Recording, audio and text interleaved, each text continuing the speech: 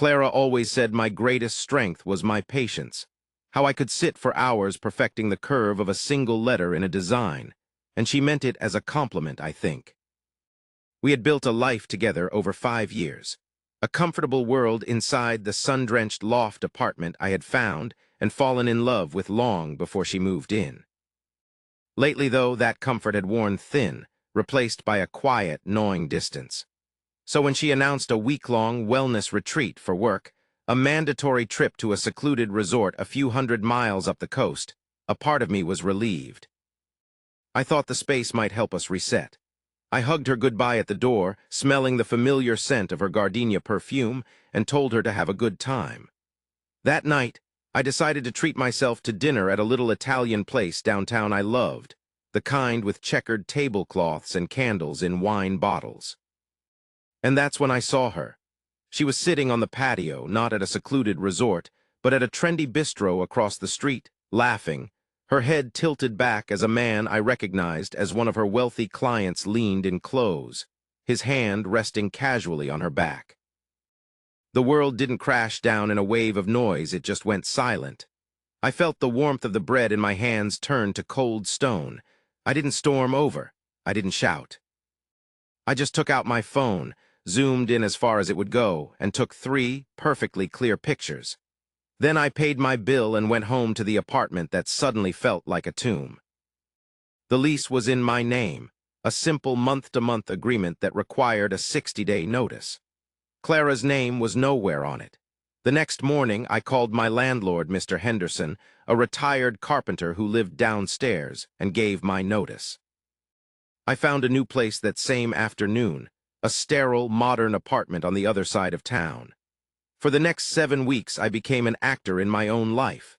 When Clara came home, glowing and talking about meditation and sunrise yoga, I just nodded. I let her stories of the retreat wash over me, a fantasy I was no longer a part of. She started staying out late more often, citing work dinners or drinks with friends, sometimes texting that she was crashing at a girlfriend's place. I'd just reply with a simple, "Okay, be safe." I played the part of the slightly distant but still dedicated partner, even suggesting we look into couples counseling, a suggestion she easily swatted away. Mr. Henderson was my silent partner in crime. He scheduled viewings for the loft only when he knew Clara would be at work, or, as I suspected, with her client.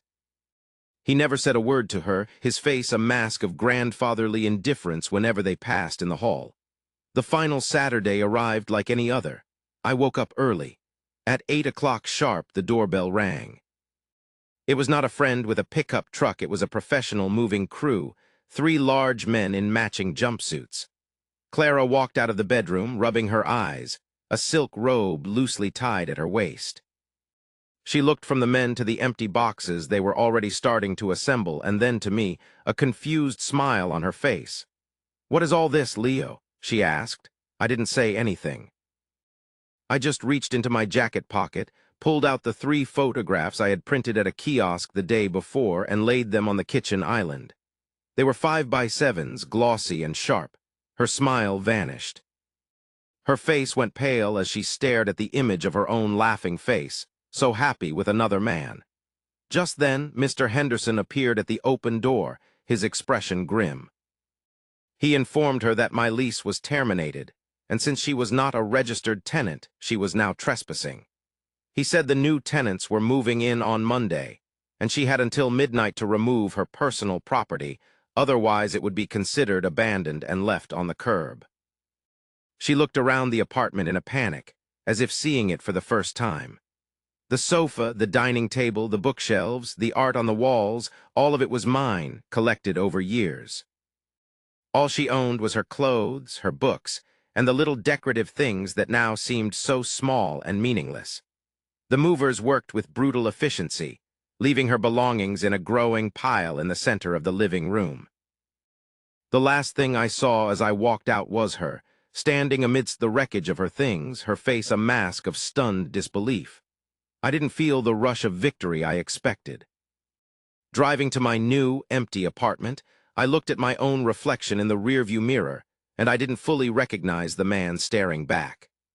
The patience Clara had once admired had been forged into something else, something colder and harder.